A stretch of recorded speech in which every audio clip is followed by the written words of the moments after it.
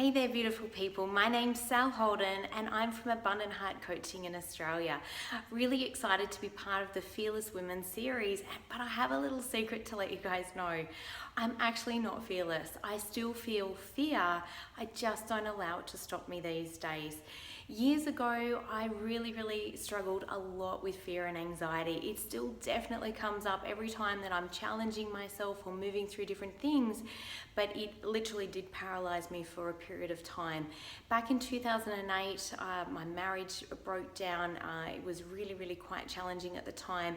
Suddenly I was faced with raising my two beautiful girls, then aged 6 and 8, by myself. I was struggling financially, physically, mentally, and certainly on a soul level as well. Shortly after that all happened, my mum also passed away, and my mum had been my rock. She had been my source of unconditional love, and suddenly, I was really felt very alone and very scared about how I was living my life and how I could possibly move ahead with dealing with these challenges as well. Had so much different anxiety come up and so many different fears, and on top of all of that, I was also getting weekly threats and insults from my ex-husband and his new partner, which was really quite challenging at the time. And so wherever you're at the moment in life, and no doubt some of you will be in certainly harder challenges than that. Others may not feel so challenged by where you're at the moment, but at times we all feel fear.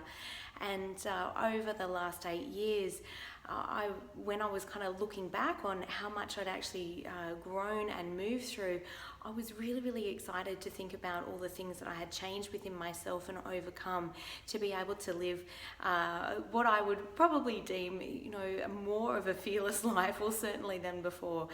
One of the greatest things that I'm certainly proud of is actually retraining and restudying to follow a career that I absolutely loved, and that was kinesiology. I drove back and forth to Melbourne, which is about a 4.5-5 hour drive, 37 times.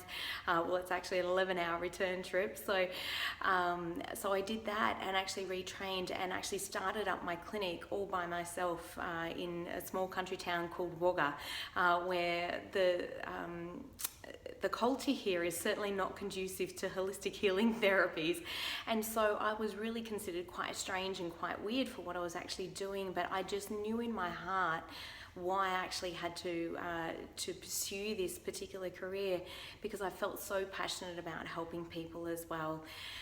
One of the greatest things about building that clinic and helping people is that I actually really learned that fear is actually a really normal pattern for people. It comes up all of the time. It doesn't matter whether we're starting our own business. It doesn't matter whether we're starting a new relationship. It doesn't matter even if we're starting a new health regime. There is always a fear that we could fail, or that we mightn't be accepted by others, or fear that perhaps we're not enough in some way, shape or form. And that was the biggest one that I noticed that really came through, and that everybody else felt that way. And I remember when I first found that out, that, oh my goodness, that's actually a universal fear, that we're not enough, and because we're not enough we fear that we won't be loved. And when I discovered that just, it made me feel normal for the first time probably ever in my life.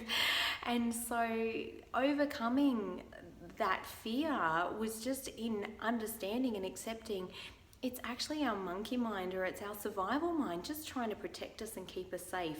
And so one of the best ways that I found in overcoming and conquering my own fear was just to tap back into my own heart, into my truest self, knowing what was true for me. My biggest motivators were really my kids. They were my biggest reason why I had to get up every day, why I had to push through, why I had to really make my business work, because the alternative was just not negotiable for me.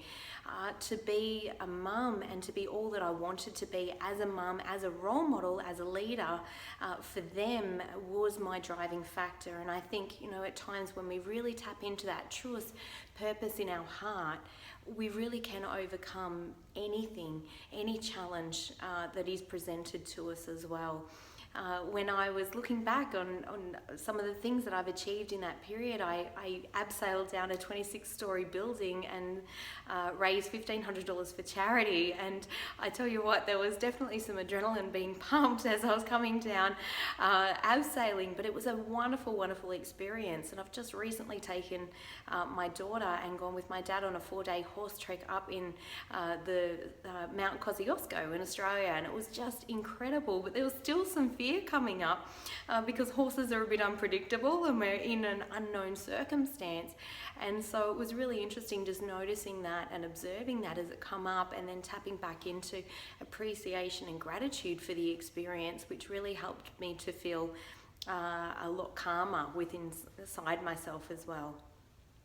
Another couple of things that I'd really overcome was my fitness.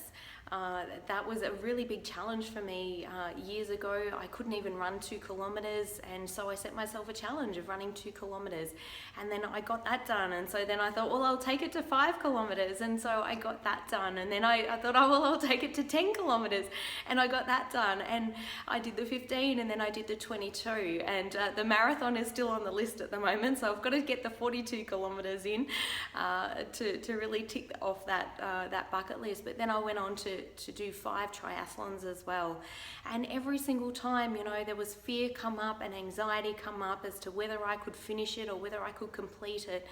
And just knowing that I wanted to be the best version of me was what kept me going, even when I thought I was going to fail, even when I thought that I needed to stop. And it really does become a mental game in terms of just knowing what you want, but knowing it so deeply and with such desire inside that it literally drives you forward and pulls you towards it, rather than you being driven by fear in trying to get away from something that's painful. So for me, the biggest turning point was really, even coming from a financial point of view, was really knowing that you know, I didn't want to be driven by, I need to have enough money to put food on the table for my kids each week. That was really painful, and it created a lot of fear and anxiety in me.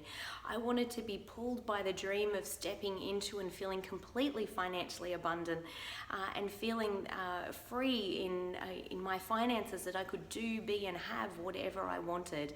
I'm still working definitely towards that. I built my business to a 6-figure income last year, twice, 2 years in a row. So that was really, really exciting, and still continuing to extend myself in the area of finances as well as health. And my greatest fear probably that I've ever had to overcome was actually falling in love again. And I had a lot of built up beliefs and stories around that, because I'd really been challenged in my previous relationship. It really wasn't very healthy at all. It was a very toxic relationship, and we had very, very different values. And so there was a lot of fear come up for me in, you know, being controlled, or not having the ability to make the changes that I wanted to or needed to within my life as well. So I was very, very picky with my partner, and I have to say I have met the most amazing soulmate that one could ever ask for. He is so supportive, loving and kind, and we blended our families in November, so I'm now stepmom to 3 girls and mum to 2 girls, and so it's been a really, really interesting experience as well. And there has been more fear come up around that, and again, it just comes back to tapping into my heart. You know, what do I really want, what's important to me, and what helps me move forward in terms of looking at what I want rather than what I fear the most as well. Both are always available, and we've just, like, for me personally, just continuing to turn my head in the direction of what I want has been the key to keeping me moving me forward, rather than feeling paralyzed, rather than feeling I can't do it or I'm gonna fail or things like that. Of course, some of those thoughts come up at times, but it's really being able to get out of your head and back into your heart and know why something is super, super important to you to be able to move forward. I also have a beautiful morning process which sets me up every single day and really makes me feel excited and passionate about the day as well, to be able to step in and know that I've created a life that I absolutely love and adore. I've got freedom to be and go and do whatever it is that I want.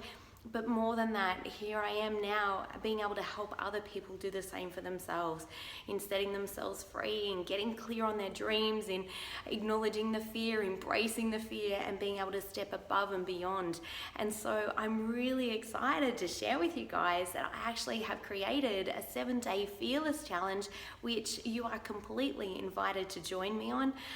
And it literally takes you step by step through the same process that I take myself through every single time I'm creating a new vision or dream for myself, or just even making some small little changes. And what it does, it builds self-belief and confidence just through taking tiny little steps every single day, consistently showing up for yourself. That's where the self-belief is built, in the baby steps. And it's all in those little moments that count the most. And that really is my mantra that I live by. It's not a big decision. It's not, a life-changing moment generally that changes our life. It's the tiny, small, seemingly inconsequential decisions that we make each day, whether to do something or whether not to, that over time either build our confidence and help us continue down our path, taking bigger and bigger and bigger steps all the time, or whether we're not showing up for ourselves, we're not committing to ourselves, we're just allowing the fear to take us over and ending up feeling powerless and loss of confidence and self-worth. And if there's one little tip that I could give, it is just literally show up for you. It doesn't matter what you're committed to, get clear on what that is for you, but show up for you, decide for you to be there and to make it important. I think sometimes we can definitely get lost along the way in relationships, in the whirlwind of life, in our jobs, in career, in different things, and get distracted and forget what's most important. So remember, it's the little moments that count the most. If my stories resonated with you at all, I would love to hear from you. More than happy to help in any way possible that I can. And definitely, if you're keen, if you're up for the challenge, if you're ready to step through your fear and beyond and really embrace and live a life that you love, jump in and definitely join the Fearless 7-Day Fearless Challenge. Have a brilliant day. Lots of love to you all. Bye for now.